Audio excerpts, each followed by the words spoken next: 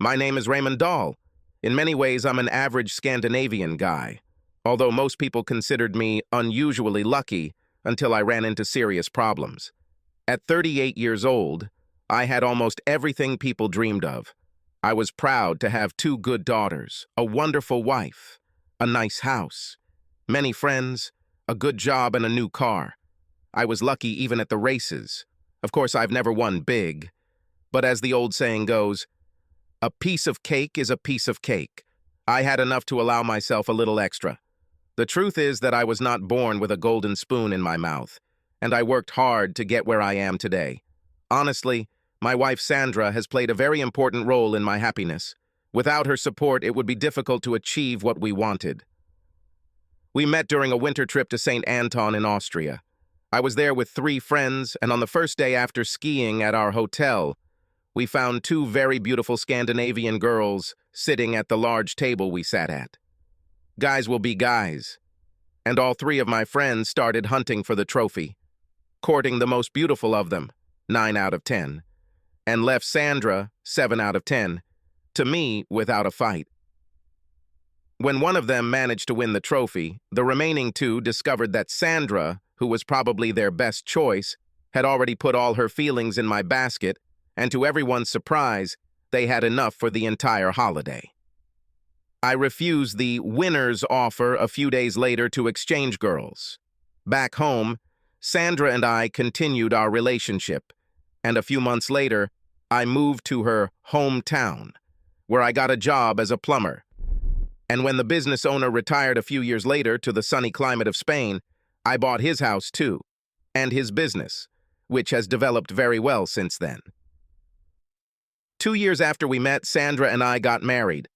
I had never thought about cheating on Sandra, and until recently I found it very difficult to believe that she would ever do it to me, although a beautiful girl like her must have received many more or less serious proposals over the years.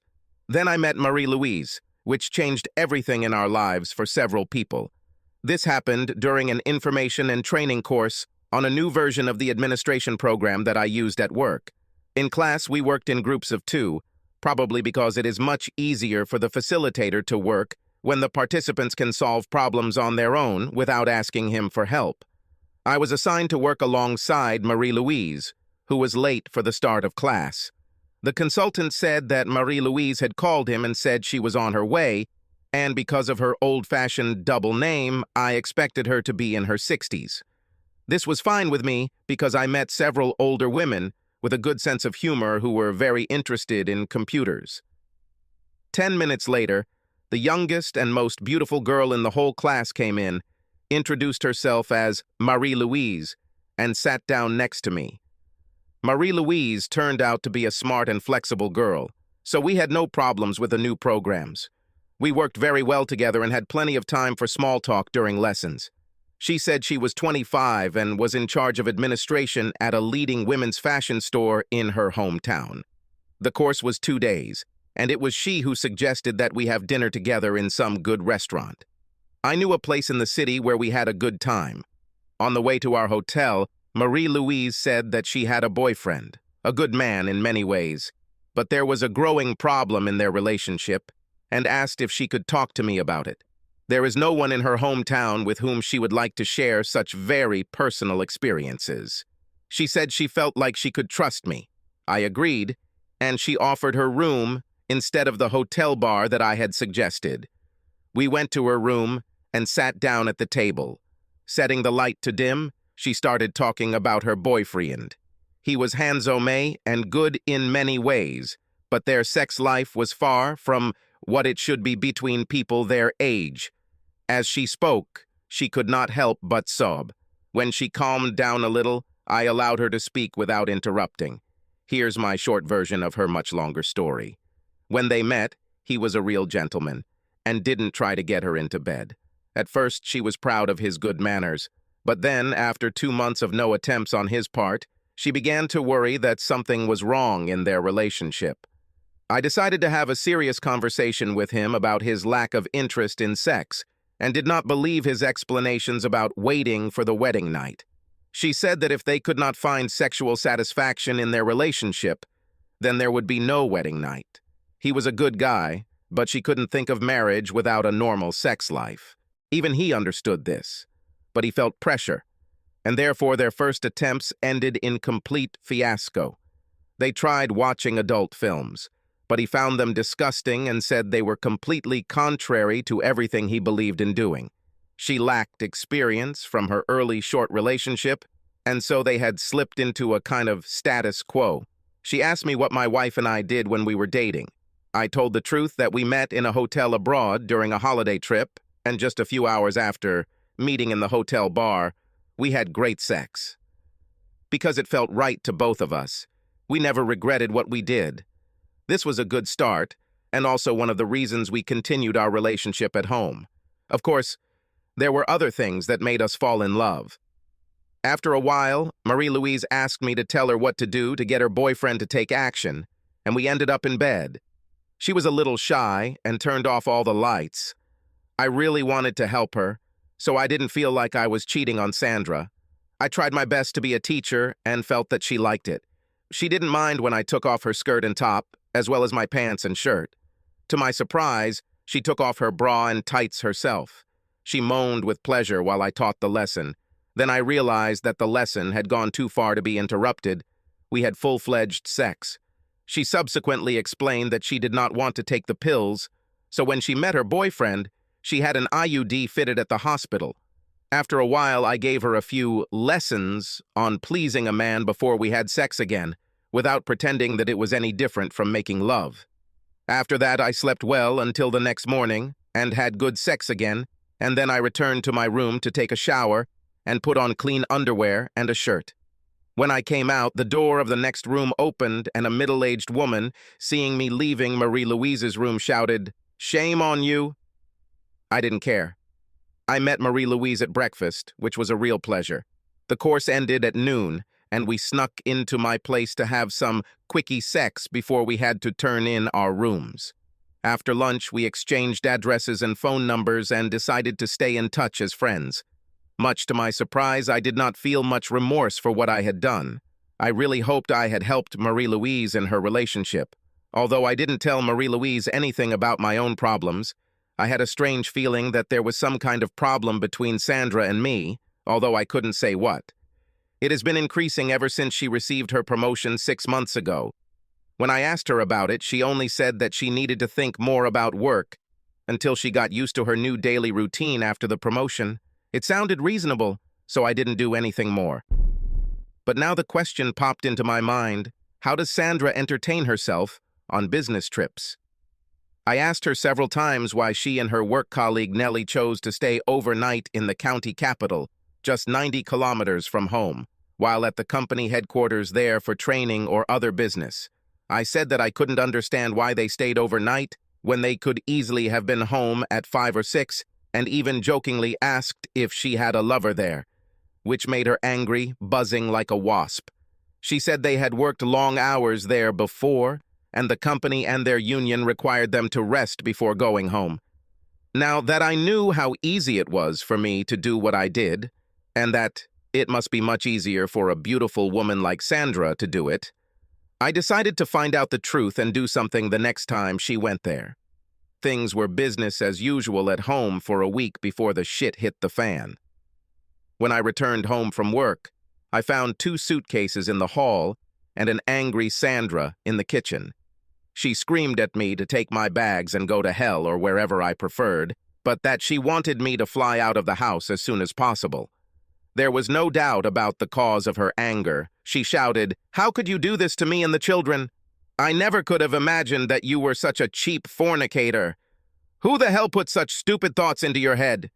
People saw your shameless behavior during this damn training." My attempts to reassure her, "It's not what you think. Please listen and let me explain," failed, and she wouldn't listen to my excuses. "There is nothing to explain. Are you going to deny that you slept in that bimbo's room? She had problems, and she wanted to talk about them. And now you have a serious problem. That's for sure." After some further arguing, she calmed down enough that we were able to come to an agreement. Her parents were at their summer home on the coast, and I could stay with them for a while until we found a solution. I realized that this was the most serious problem in our marriage, and I agreed to move because she usually calmed down within a few days, and any further arguments at this level did more harm than good. I checked that she had packed her bags and added a few other things that I thought were necessary. When I was loading my things into the car, she came out sobbing and suggested that I call the children, but not her, neither at home nor at work. She promised to call me when she had something to say. I left her with the words, "I hope to see you soon." Of course, I felt like a pile of crap sitting in her parents' living room that evening watching some crap on TV. How the hell could Sandra get information about me and Marie-Louise? That must be the damn bitch who screamed, "Shame on you." It's incredible how much effort such a zealot of morality can put in to create problems for people she doesn't even know. I promised myself I would kick her ass if I ever met her again, but he could only hope that she hadn't managed to find Marie-Louise's boyfriend and throw her crap in his face too. I went to work as usual, talked to the kids every day, but didn't really ask them about what their mom was doing or what she was telling them about the reason I was living at their grandparents' house. They said that the only thing their mother told them was that adults need some time away from time to time and that then I would come home. I took this as a positive sign. Sandra was not turning the children against me. She even took my mail to her parents' mailbox. I must admit that I missed her like hell and was sure that I would never cheat on her again if this matter had a happy ending. Much to my surprise, Marie-Louise called me one day and asked me a few questions about what we had learned in the training. I must admit, I was glad to hear her voice again, and after solving this problem of hers, I asked if anything had changed for the better with her boyfriend. She seemed sad, saying things had only gotten worse. Returning home, she told him that she missed him very much. The first night at home, she very carefully tried to interest him in sex, but received no response. I asked him why, and he replied that he loved her very much, but he was not interested in sex. If sex is so important to her, she can freely find a lover and have him on the side once a week. She refused and demanded that he see a doctor about his problems, but now he refused. She became desperate and gave him an ultimatum: see the doctor at the time she had scheduled him for, or their relationship would be history. The appointment was for 11:45 a.m., the following Monday.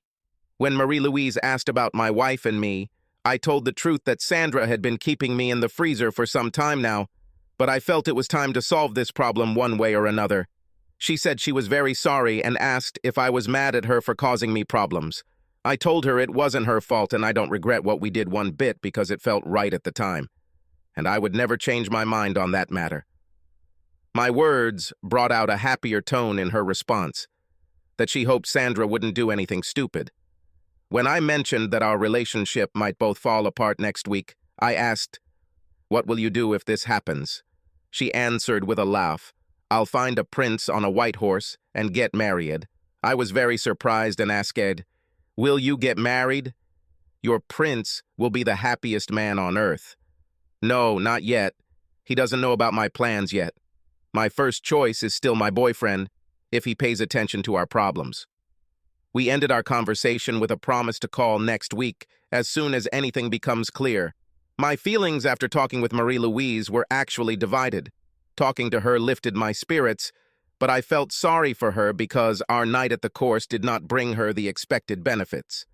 I couldn't deny that I felt a little jealous of the lucky guy who would get the girl of his dreams if her boyfriend was stupid enough not to go to the doctor. Less than an hour later, Sandra called me and wanted to see me for lunch. She suggested that I buy a salad from a popular takeout restaurant and meet her at a park near her work. I agreed. She didn't say anything else, so I was a little nervous, not knowing what she wanted. I was there a few minutes before the appointed time, and she arrived exactly on time. She was beautifully dressed in a short skirt and jacket. She sat down next to me and crossed her long legs. She was beautiful, and I saw that none of the men who passed by our bench on the side of the path could resist the temptation to look at her beautiful legs. She noticed this too and smiled warmly at the men. Her polite behavior towards me gave me a little hope of some kind of fair solution to our problems. I said, Sandra, I love you. Please forgive me and let us be friends again. Please, Sandra. I then blocked all 3 doors from the inside with boards from my garage workshop, sandwiching them between the floor and the door handles so that the doors couldn't be opened from the outside, even when she opened the lock with her key. Just a few minutes later, she arrived by taxi alone, hesitated when she saw her things, and a sign on the threshold, called someone on her cell phone, and left without attempting to enter. A few minutes later, a taxi arrived. If she could do what she did tonight, then she could very well be cheating on me when she was on trips to the main office with Nellie. I accepted her silly explanation, albeit with doubts that infuriated her, that it was their union's demand not to drive tired after a busy day at the main office. And if Nellie and Sandra could have taken some kind of drug, perhaps cocaine, before going to a union party in their hometown tonight, what could they be doing while alone in the county capital? In search of any evidence of Sandra's possible debauchery, I decided to conduct a more thorough investigation and began with her personal belongings. There was nothing in her underwear drawers, no fancy, sexy lingerie, no sex toys, or anything interesting in the bedroom. There was nothing strange in her case either. Much to my surprise, Marie-Louise called me one day and asked me a few questions about what we had learned in the training. I must admit, I was glad to hear her voice again. And after solving this problem of hers, I asked if anything had changed for the better with her boyfriend. She seemed sad, saying things had only gotten worse. Returning home, she told him that she missed him very much. The first night at home, she very carefully tried to interest him in sex, but received no response. I asked him why, and he replied that he loved her very much, but he was not interested in sex.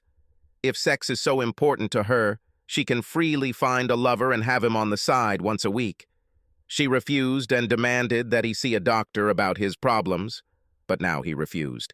She became desperate and gave him an ultimatum: see the doctor at the time she had scheduled him for, or their relationship would be history.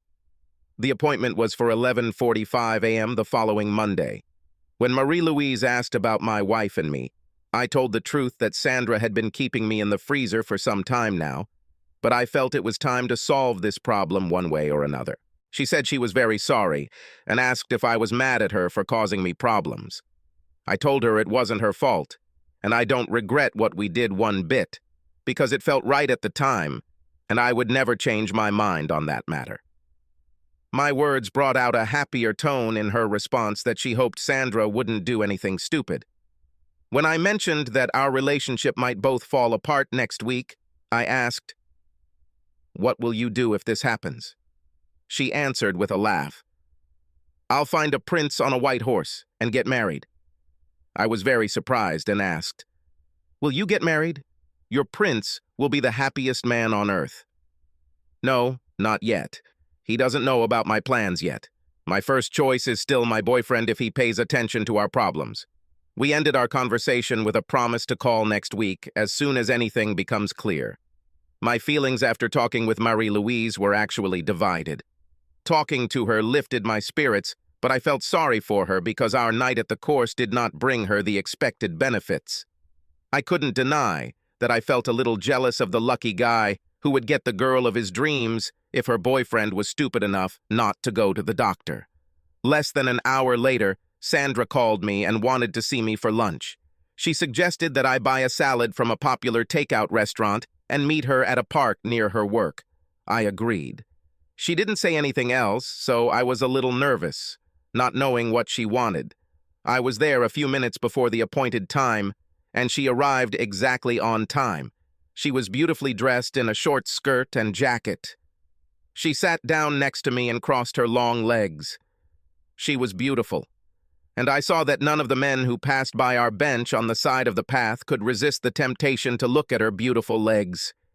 She noticed this too and smiled warmly at the men. Her polite behavior towards me gave me a little hope of some kind of fair solution to our problems. I said, "Sandra, I love you. Please forgive me and let us be friends again. Please, Sandra." She looked at me silently for several seconds before answering, "I can promise that all my hot feelings for you have not disappeared, but I want to go on dates with you for a while before I can make a final decision about our future. How about we kick off our new relationship with a date at my annual party tonight, if that's okay? Everyone and their spouses are invited, and I've already put you on the list. I will do everything in my power to save our marriage. Okay, I think if we can do everything without any arguments, that will be a very good start. I'm looking forward to a pleasant evening. Me too, if you accept my terms for our first date. Conditions? Isn't good behavior enough? Obviously not enough. Her conditions were that I had to stay sober all evening, pick her up at her coworker Nellie's house, and take them to the party and then back home. Perhaps when we return to our house, she will let me spend the night there. I was a little confused by her terms and asked, "Isn't Nellie married and her husband won't be at the party? Why don't we go pick her up together?" Because this is our first date. I still found her terms a little strange and suggested inviting my friends to our house instead if I wasn't invited to Nellie's, and he even offered to pay them for a taxi. Sandra seemed a little less polite as she said much more sharply, "No thanks. You can accept my terms or not go on our date." I had no choice, and I agreed, because I really wanted to get her back and save our marriage. In our small town, the annual salaried union party is a popular event, for the simple reason that the union always hires some of the most popular dance troupes in the country, and the tickets and bar are heavily sponsored. For most members, this is their only connection with the union. As usual, office people from different companies meet, new relationships are struck, both secret for the whole evening and for many long-term. Some old relationships end when the temptation to find greener pastures becomes too strong. That evening I was at Nellie's house right on time, and within 5 minutes, a giggling Sandra came out, along with a rather sexy woman and 2 men. One of the men sat in the front seat, Sandra sat in the back middle, and the other man sat to her right with his left hand behind her neck. They continued giggling to each other, not paying attention to me. About a minute later, the man in the front seat tried to light a cigarette. I told him that there was no smoking in my car, which made him argue, and to my surprise, Sandra, who knew that I never allow smoking in my cars, intervened. "What the hell, let him smoke if he wants." I stopped the car and told him, "Don't be shy. Smoke as much as you want, just not in the salon." He was clearly Nellie's husband, because she told him not to argue, and we continued to the hotel where the party was taking place. And again, controversy arose when I drove straight into the parking lot instead of the main entrance. Sandra commented harshly on my actions when I said that we would all go together. She was completely different from the lovely Sandra I met in the park at lunch and ignored me throughout the entire trip. I began to fear the worst this evening. How right I was. In the bright light in the building, I noticed that Sandra and her friend's eyes didn't look the way they should. No doubt they took drugs. After some communication, I apparently became invisible to Sandra. It was time for dinner, which was served on small tables for 4 around the dance floor as couples sat together. As expected, Sandra's boyfriend sat down next to her, and I felt like I was a poor camel with the last straw on its back. I lightly tapped him on the shoulder and said, "Sorry, Charlie, but you sat on my chair." All 4 people at the table smiled, and Sandra said to me, "Be a good boy and find an empty seat at some other table.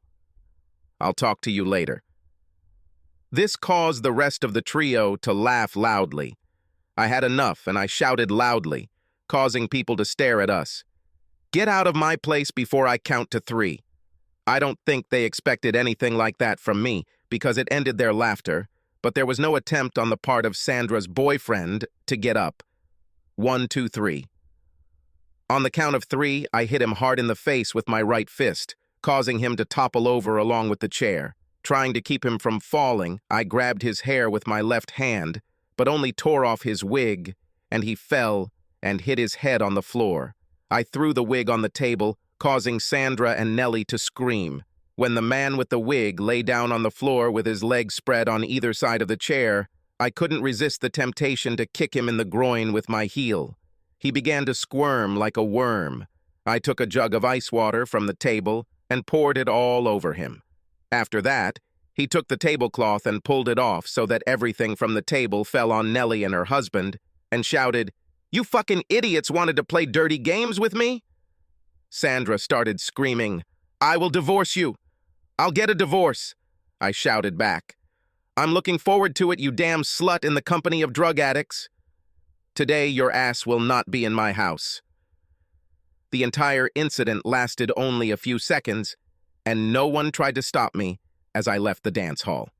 In the car on the way to Sandra's parents' house to pick up my things, I was overcome with remorse and asked myself, what the hell have I done? But then he calmed down and asked himself, what the hell did Sandra do? After a quick stop at Sandra's parents' house, I hurried home to my place. The house was dark, as expected, so I entered. Everything was as usual except that on the kitchen table there was an empty ice bucket and a tray with 2 champagne glasses and a red rose. There was a third glass next to the tray. In the refrigerator, I found a bowl of strawberries and a bottle of French champagne. Sandra wanted to celebrate something, but why 3 glasses? And why are 2 of them on the tray and 1 next to them? I decided to take a closer look at the house. There was nothing unusual in the living room, but in the bedroom, a new red sheet was made on the matrimonial bed and large bouquets of red roses stood on both bedside tables. Sandra prepared the room for a romantic night of love. The only question was, who is the lucky one? After her behavior earlier in the evening, it couldn't have been me. Maybe this is the wig that I kicked in the groin. Now it's clear why there are 3 champagne glasses. The third must have been intended for me while he and the wig had sex in my bed. Sandra must have gone completely crazy to think that I would accept such humiliation in my own home. That's why this stupid humiliation happened at her union party. She must know that several of the guests at the party are members of my golf club, and that no one would want to play with me if I acted like the spineless weakling she expected me to be. How could she hate me so much just hours after our nice lunch in the park? She is right that divorce is now the only possible solution. I folded the red sheets and placed them at the doorstep along with her ice bucket champagne, a tray with 3 champagne flutes, strawberries, and an A4 note that said, Sandra's brothel has moved to a new location. Address unknown.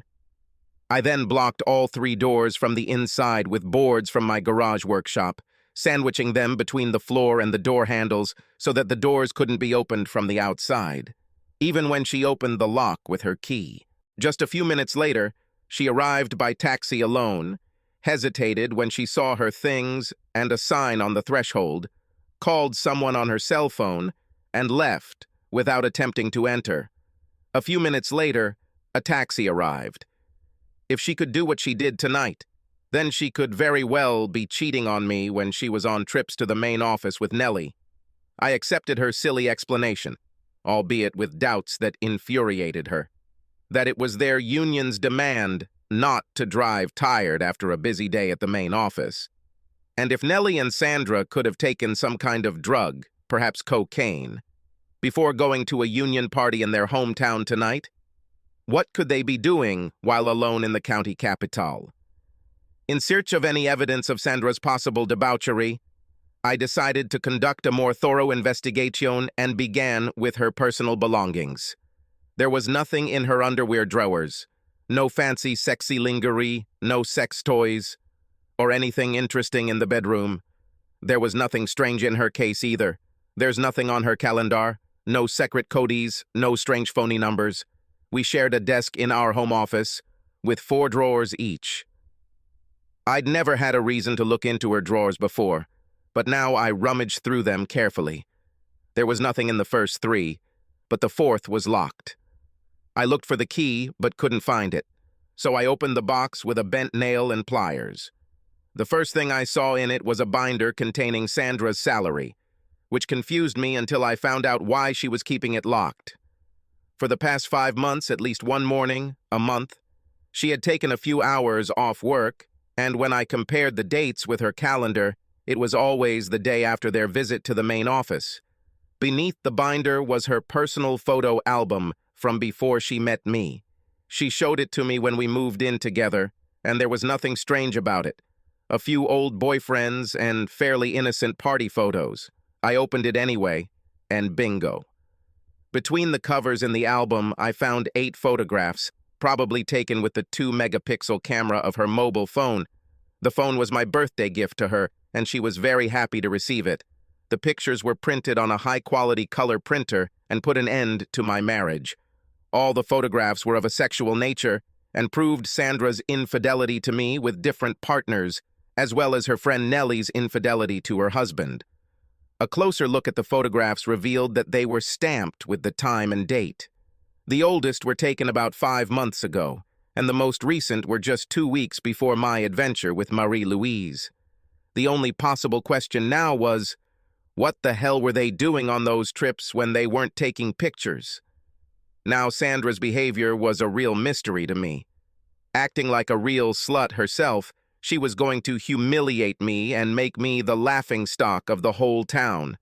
Now I realized that she must fucking hate me. But why? For me, this is a complete mystery when I have in my hands evidence of her own unfaithful behavior. She could admit to her own betrayal, and we could get even and forgive each other. One thing was for sure. All regrets about my behavior earlier in the evening disappeared and would never return. I decided that I'd had enough and didn't want to look for anything interesting anymore.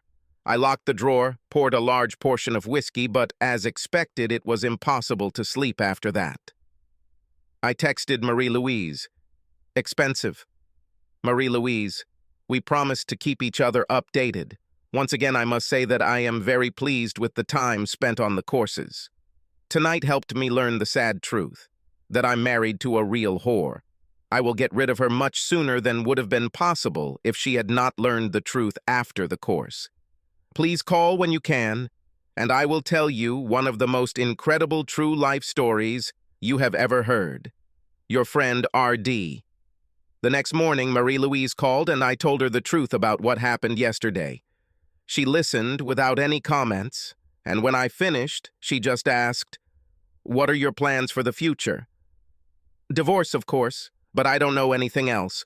My boyfriend told me yesterday that he refused to go to the doctor I ordered for him, so I left him. This is my story." "And what are your plans?" "Not yet, but do you have any suggestions?" "Yes, it would be nice to see you again, on your terms, of coursey." "Accepted." "And what are the conditions?" "There are none of them." "Let's meet and see what happens." We agreed to meet the very next day at a hotel near her hometown. Then Sandra called me, angry as a wasp, screaming about the scandal at the party, how her job was in jeopardy, and how it was all my fault because I was a fucking asshole. I answered, "Speaking of sluts, have you already picked up the equipment for your own brothel on my doorstep?" "When will you leave the house?" "Probably before the new owner moves in." "Want to buy? Every day you get worse and worse." "Did you want something?" "Kick you out of the house. The house is my private property, but you can take all the furniture. I don't want to sleep in your damn brothel bed anymore. Take everything except my clothes and some electronic equipment." "Are you serious?" "Yes." "What about children?" "The choice is theirs, but I bet you will be the guardian. Your parents' house will be good enough for them and you until you find something of your own." "So you have no objections to the divorce I talked about yesterday?" "Of course not. That was the only reasonable thing you said last night while in a crazy state under the influence of drugs." "Oh my God, it's not what you think." "Yes, I'm afraid that everything is much worse. Bye." 10 minutes later, Sandra called again and asked for a car, clothes, and something else. I agreed to load her car with everything she asked for and park it outside with the key on the steering wheel. I put her adultery kit in the trunk. She arrived by taxi and picked up her car. That same day, Marie-Louise called me and asked me to meet. I agreed and went to the hotel. We took a long walk and had a nice time, even talking about our problems, which made us feel much better. After a romantic dinner at a restaurant, we already knew what would happen next in the evening. Returning to the hotel and getting into bed, Marie-Louise became serious and asked me about my plans for the future. Whether I wanted Sandra back after I had allowed her to calm down for a while. I said, "No way," and asked about her future plans. She looked me straight in the eyes and told me she wanted to get married and have 2 children, and then continued in a quiet voice, "Don't you want to share this future with me? Marie-Louise, are you serious?" "Yes, Raymond. I love you with all my heart. After training, I thought about you every day." But she didn't dare say anything. "I love you too, Marie-Louise. I really tried to fix my marriage, but from now on, you are the one and only." There was no need to say anything else for a long time because we were completely occupied with making love and continued to do so until we were completely exhausted after the 3rd time and fell asleep. After intense morning sex, we went down to the restaurant to have breakfast and talk a little about the future. Marie-Louise didn't object when I said that I wanted to buy a new house and new furniture, and that Sandra could take whatever she wanted from the old one, and if she left anything valuable, I would immediately give it to the Salvation Army second-hand store. Marie-Louise promised to do her best to get a job in my current hometown. I think we were both pleasantly surprised to learn how many issues could be resolved without any disagreement, and when we did have different opinions, how easy it was to find a solution by listening to each other. I felt 10 years younger when I returned from a weekend with Marie-Louise to find that Sandra was in the house, taking most of her things and leaving me a note on the kitchen table. There was, "Dear Ray, I love you very much, and I am very sorry for my stupid attempt to offend you at the party. I was mistaken. No one can blame you for acting like a real man, and I love you even more after this. Everything you did is forgiven and forgotten, and please forgive me for everything I did and said on that terrible evening when I lost all common sense. Please give me the opportunity to explain everything so that we can become a happy family again. I love you. Sandra, your loving wife." What the hell is this? How the hell could she say she loved me when she cheated on me for months, probably with cocaine in her nose, and intended to have sex in my bed with a damn wig? There was no way I could even think about taking her back. Monday was a busy day for me. First at the bank to split our accounts, putting our house up for sale, and then at court to get divorce papers. Sandra called me, and I agreed to meet her on Tuesday evening at a restaurant for what she called a serious conversation about our future. Probably not quite what she expected. Marie-Louise became a little worried when I told her about Sandra's note and that I had agreed to meet her so soon after the scandal. I realized that she was afraid that I would change my mind and forget everything I agreed with her, forgive Sandra, and move on with the marriage. And I heard the relief in her voice when I told her that my house was up for sale and the only thing left to get on the divorce papers was Sandra's signature. I promised to call her after the meeting, but I was afraid that Sandra would use the children against me.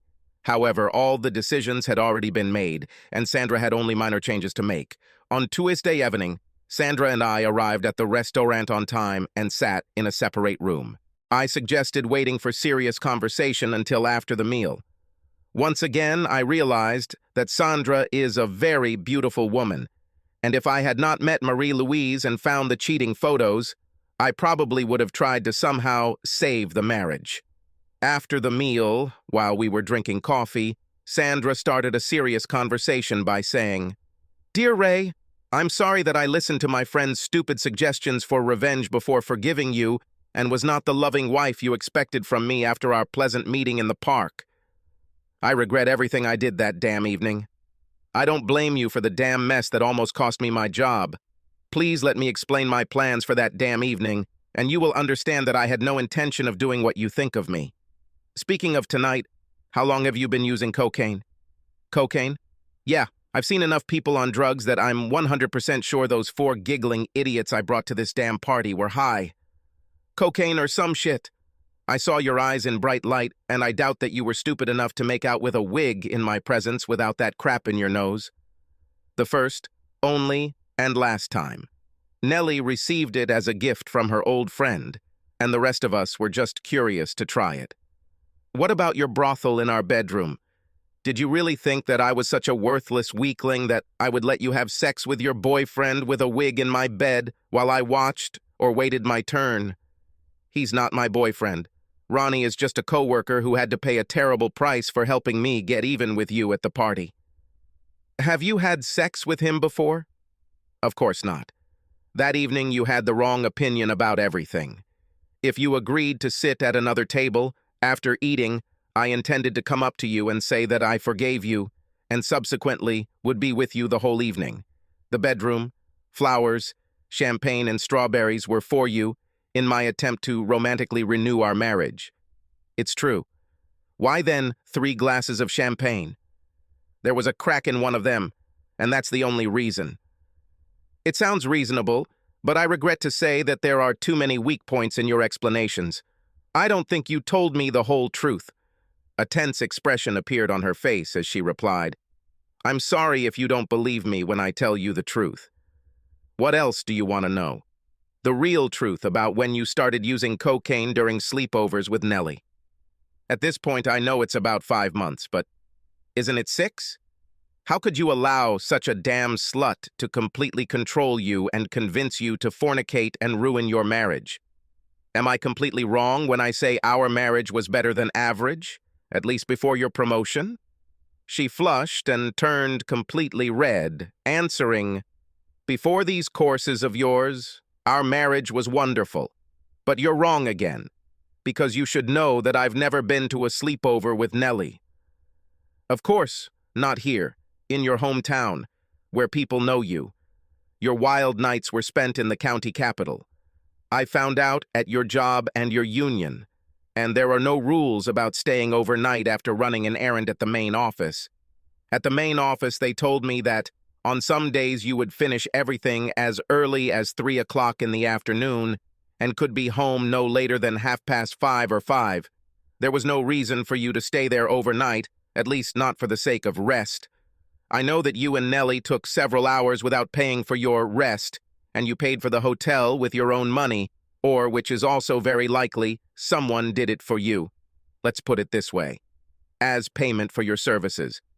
Are you accusing me of something? I opened my briefcase, put a compromising photograph of her on the table, and said, Yes, exactly. Sandra began to realize that the game was coming to an end.